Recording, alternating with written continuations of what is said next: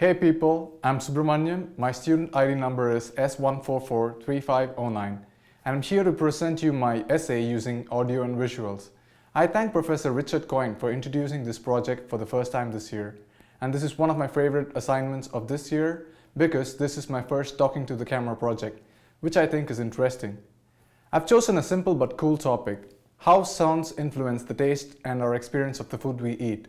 First of all, I'd like to thank Ms. Barb Stuckey, a food developer and taster from San Francisco. She's my inspiration to choose this topic. There are pervasive misconceptions on the subject of factors influencing taste of the food we consume. It's not just the ingredients, but audible elements like sounds, music, and noises play a major role in our taste and experience of food intake. The sounds that are produced in our mouth while eating may convey diverse information about the food, and these sounds might become an important aspect as to whether or not to buy that food item. I intend to analyze unrecognized factors with respect to how sounds dramatically influence the taste of food and choice of our food intake. Bob Stuckey, a professional food taster, says that the sound of the food we eat affects our perception of food texture. If you don't hear a crunching sound while biting a potato chip, you will conclude that the chip is stale or undercooked.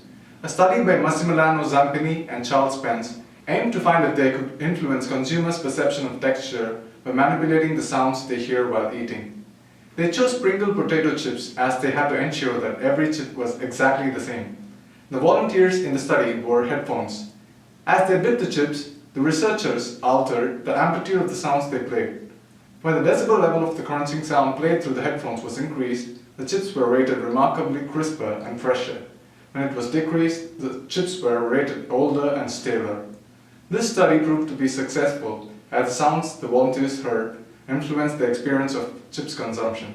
I think that chips manufacturers should start focusing on how their chips sounded while consumed and make it sound better. Bob suggests that the noises that we hear in the background while eating can change our perception of taste.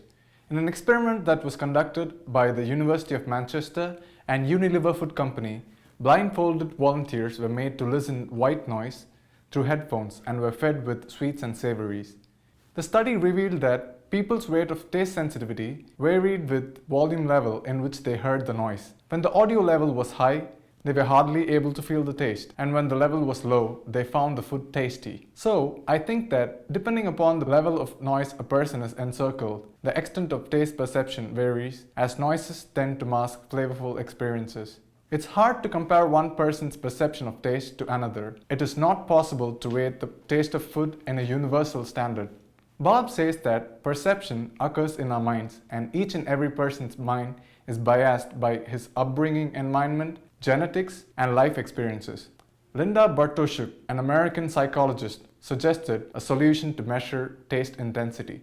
She used cross-modality matching approach, in which sense of hearing is gauged to sense of taste. The study volunteers were given a can of Coca-Cola, a product with standardized recipe, and were outfitted with earphones and a sound dial.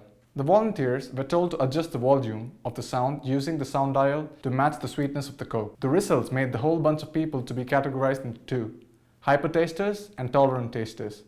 Hypertasters have more taste buds than tolerant tasters. Hypertasters tweak the sound up to the level of a train whistle, about 90 decibels. On the contrary, a group of tolerant tasters adjusted the sound level down to that of a telephone dial tone, about 80 decibels. This experiment showed that maximum sweetness for a hypertaster is twice as fierce as maximum sweetness for a tolerant taster. Nicolas Guiguin, a French researcher and professor of behavioral sciences at a university in France, with his colleagues, researched on effects of loud music on alcohol consumption.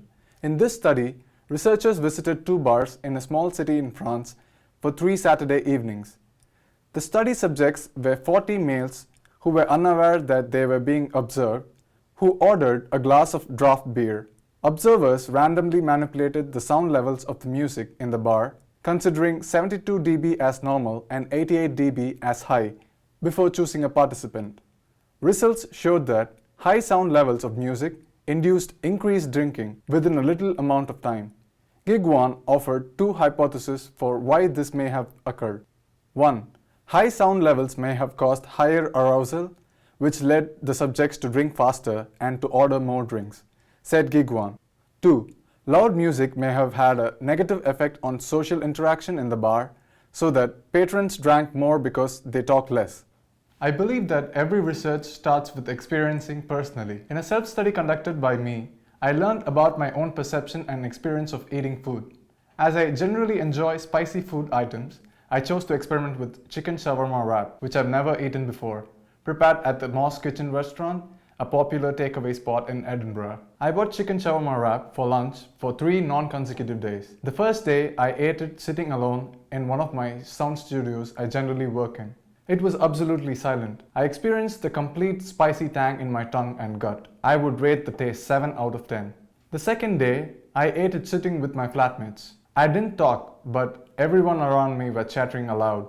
I didn't experience the complete taste and spiciness like the first day, which I think it was because I was often distracted from my eating experience by other sounds. I would rate the taste on this day 5 out of 10. The third day, I ate it while listening to my favorite soundtrack through headphones. As I enjoyed the music track, the food I was eating added more a blissful experience, and it tasted too good.